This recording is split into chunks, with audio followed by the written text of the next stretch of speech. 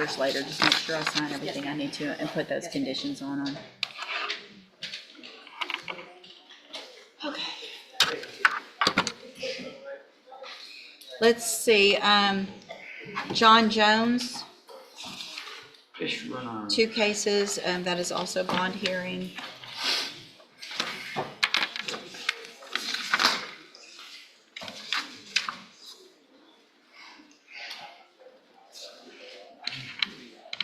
Did you receive the jail incident reports? I did see some, Your Honor. You might want to take a minute to review those before we go forward with your client, because they're going to be something I definitely have an issue with, all right? I can understand that, and I did have an opportunity to browse. You did? I got Okay. them yesterday. I browsed through some of them. We did meet briefly yesterday as Thank well. you. So, All right, sir, you are John Jones? Yes, ma'am. And Mr. Jones is charged in cause number 25 DCCR 0523 with the offense of murder. And Mr. May. And in cause number 24 DCCR 2431 with the offense of unauthorized use of a vehicle. Mr. Wilkerson has filed a motion just in the murder case, correct? Correct. That I reduce the bond. yes, Your Honor. Which I believe is set at 800, if I remember. Let me pull it up so we make sure. Let's see.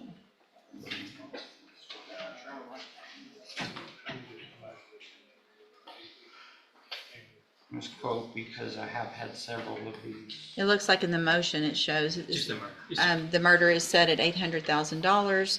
And Mr. Wilkerson, do you intend to call your client or other witness? Your Honor, I just intend to call my client, and then also Venetia Jones, if she is still present. Mr. Johns, best you can, raise your right hand.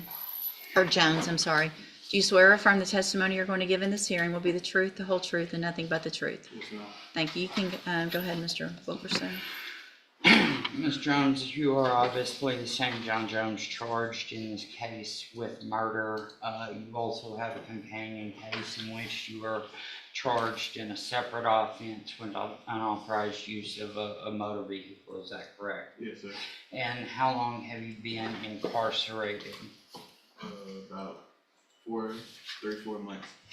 And during that time, has that time, you had the murder charges pending during the entirety of that time, is that correct? Yes, sir. Now, the person who actually pulled the trigger with regard to this offense has pled guilty and been sentenced, is that correct? Yes, sir. And that was to 30 years, is that correct? Yes, sir. And he was on parole at that time, correct? Yes, sir. And until previously, at least as of the 24th of July, you have been offered 35, correct? Yes, sir. All right. Now, during the time that you have been incarcerated, you have had some run-ins with staff with behavioral issues. And obviously, if the court is going to consider lowering your bond and how you would be able to behave or would behave in the community at large, were she to grant a reduction in your bond, there are some concerns. And so I would like to give you the opportunity to speak to those concerns, and I would encourage you to emphasize conditions that the court might be able to impose that you would be ready and willing to follow that might curb some of those concerns for the court while this case remains pending. Yes, sir. Go ahead. Let me say, while the write-up thing was going on and going around, I didn't have my proper medications, but I'm supposed to be seeing a psych nurse to take my proper medications. And I feel like if you was to give me a bond reduction and I was to get those recommendations and I was to make bond, I'll follow the rules because I take my medications now, which are for my anxiety, depression, and things of those nature. So I feel like a bond reduction is necessary, but you know. So you have your medications now? No, but I should have them by the 21st. So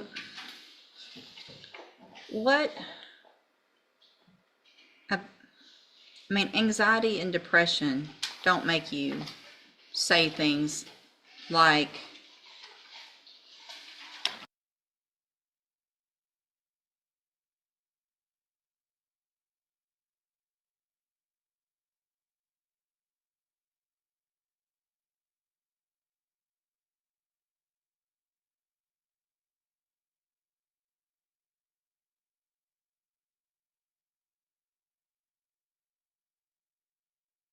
Not even gonna sit here in front for you.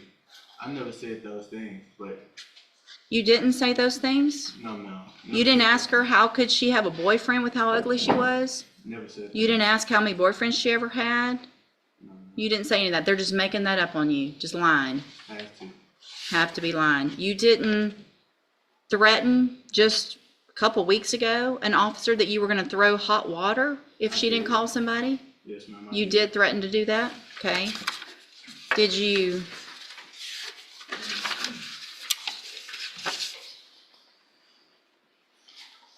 say at one point when y'all were getting in trouble that when it had to do with somebody giving a Bible back to another person and you inserted yourself in something that wasn't about you and you said, that's what's wrong with y'all officers. Y'all think we on y'all time and I'm not.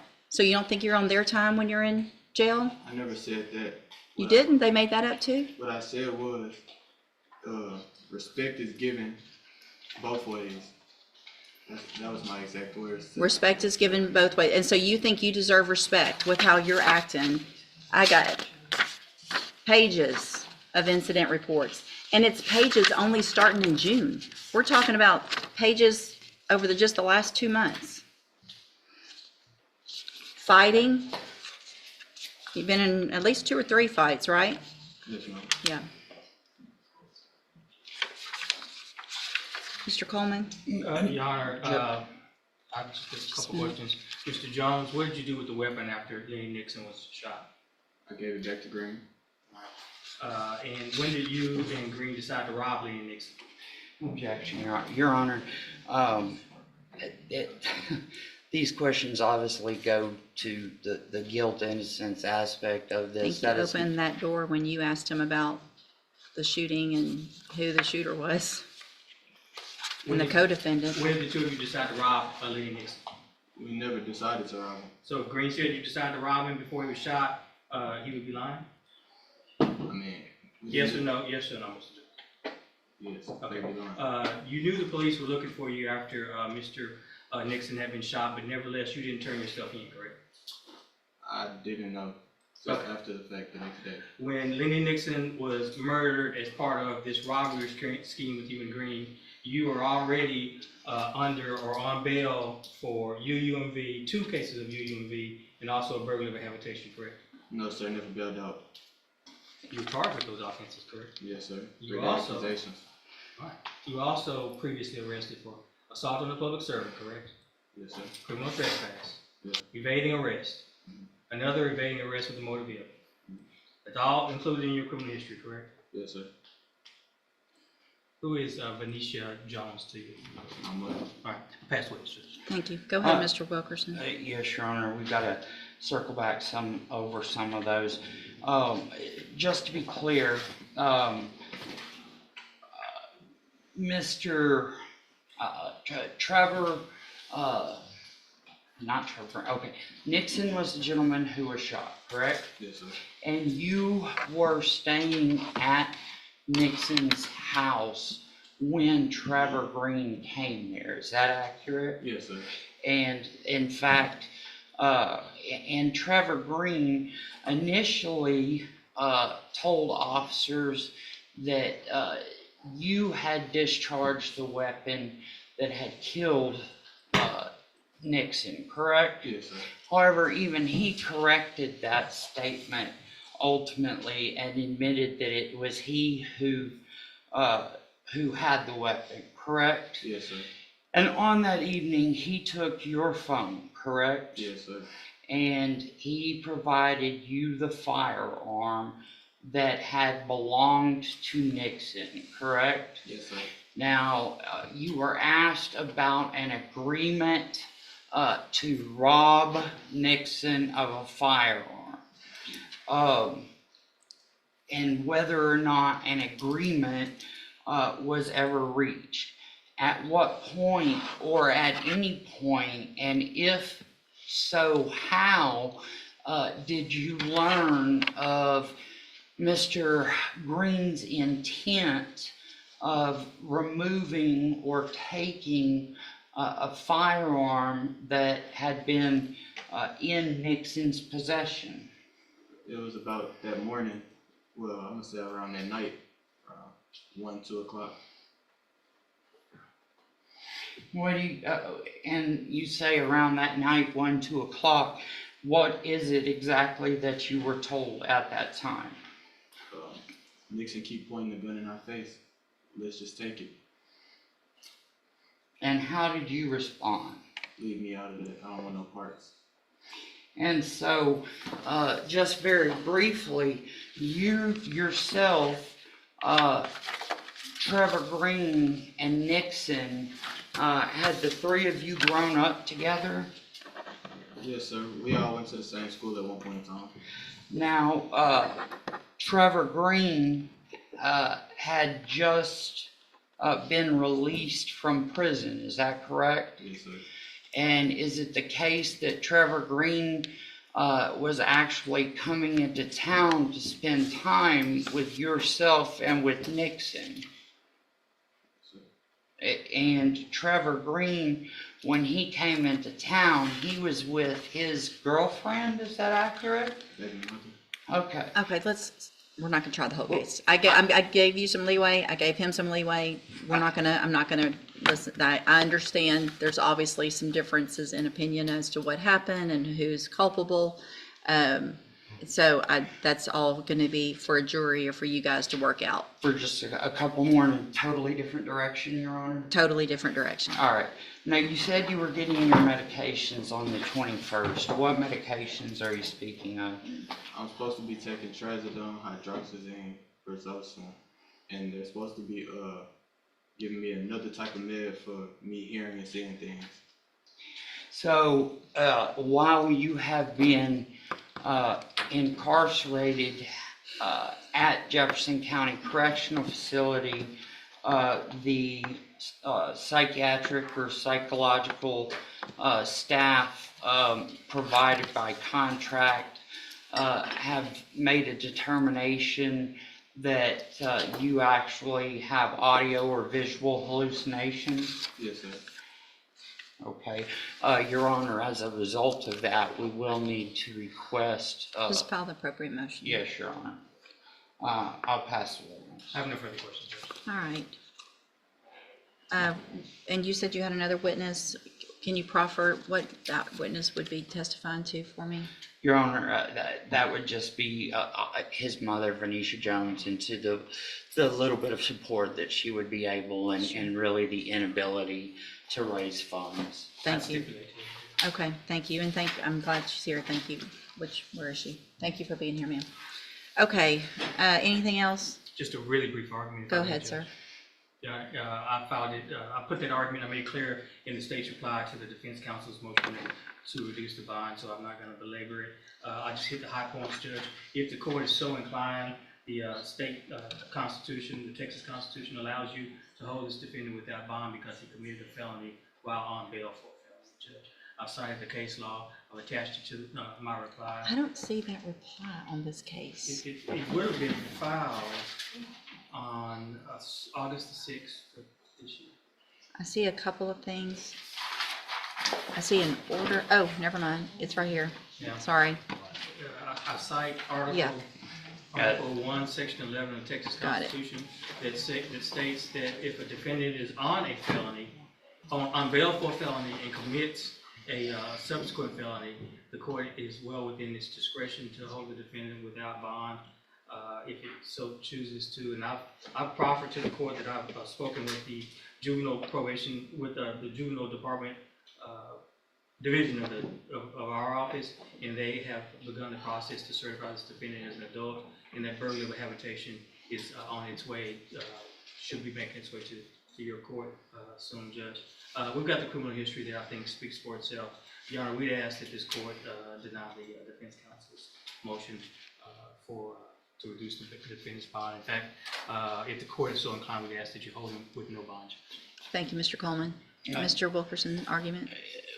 Your Honor, I think that if you look at all of the incidents that were mentioned by Mr. Coleman, that are all juvenile incidents that have occurred with Mr. Jones, that it is quite clear in conjunction with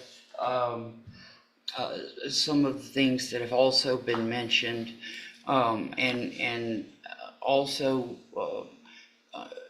it fits into some of the write-ups that have been received as well, that Mr. Jones apparently does suffer some mental illness issues, and perhaps maybe we should hold this in abeyance until we can have that properly addressed in order to give the court some additional comfort that some of these behavioral issues might be more appropriately addressed. Here's what I'm inclined to do at this time. I'm not going to hold the motion.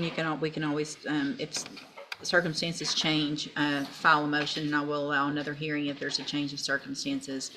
Today, based on the nature of the offense, based on the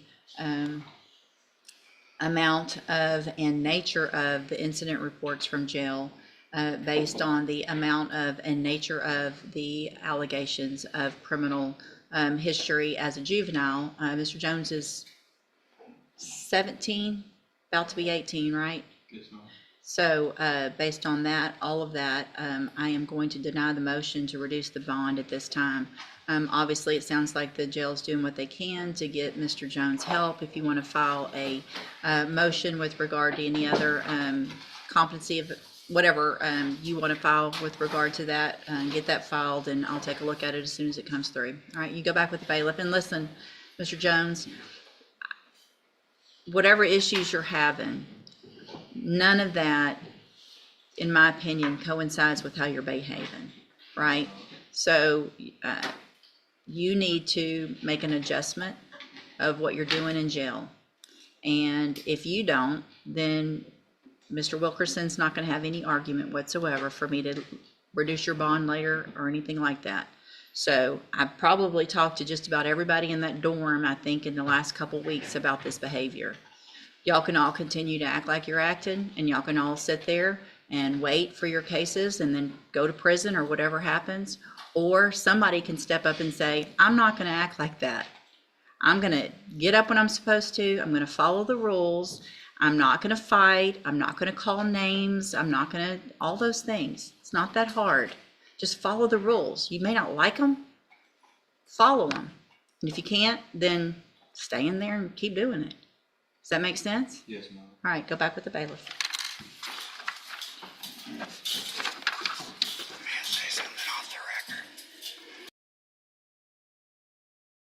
The moment this defendant walked into the courtroom, the tension shifted. He wasn't just facing a simple decision from the judge. He was standing at a crossroads that could change the entire direction of his life. His history was stacked against him, and the judge knew it. And she had every document, every violation, every pattern of behavior right in front of her. And from the first word she spoke, it was clear she wasn't going to sugarcoat anything. What made this case so heavy wasn't just the charges, Miley. It was how many chances he had already been given. The judge reminded him calmly but firmly that probation had been an opportunity most defendants never got. Yet instead of using it, he drifted away, skipped reporting, ignored conditions, and eventually found himself completely lost in the system. The judge looked directly at him and told him that none of this happened overnight. It wasn't a single bad decision. It was a series of choices, each one pushing him closer to where he stood today. As the hearing continued, she pointed out something even more serious. Every time probation tried to help him, he vanished. They offered support. They offered programs. They offered structure. But he didn't show. He didn't reach out. He didn't take responsibility. And now he was standing here hoping for another chance that he hadn't earned. Still, despite all of that, the judge gave him room to speak. She listened as he tried to explain the chaos in his personal life, the transportation issues, the unstable living situation, the fear of reaching out because he didn't know what would happen next. She didn't dismiss his struggles, but she didn't let them erase the reality either. She reminded him that help only works when he reaches back for it. Probation can't drag him into success. He has to walk into it himself. Then came the turning point. The judge told him directly that she had every reason to revoke him and send him to prison. His record justified it. His actions justified it. Any other courtroom might have already done it, but she wasn't interested in punishment just to punish. What she wanted was to see whether there was any part of him that still wanted to fight for a better outcome. And slowly, he began to understand. He admitted he should have shown up. He admitted he should have called. He admitted that running made everything worse. It wasn't dramatic. It wasn't emotional. It was honest. And that honesty mattered. After reviewing the updated reports, the judge made her decision. She found the violations true, but she wasn't ready to give up on him completely. Instead of revoking probation, she gave him one final lifeline. Complete the ISF cognitive program, stay on zero tolerance, and accept that this is the last opportunity he will ever receive. Her warning was clear and sharp. If he violated even once, missed a class, skipped a meeting, ignored a rule, the consequences would be immediate and absolute. 10 years in prison, no negotiations, no second thoughts, no coming back to ask for leniency. The sentence was already agreed. If he breaks probation again, he will serve it. As he walked back with the bailiff, the courtroom stayed quiet. The judge had given him more than just another chance. She had given him a final door before everything closed. What he does next will determine whether he rebuilds his life or throws away the last opportunity he'll ever have. And for the first time, it looked like he finally understood what was on the line.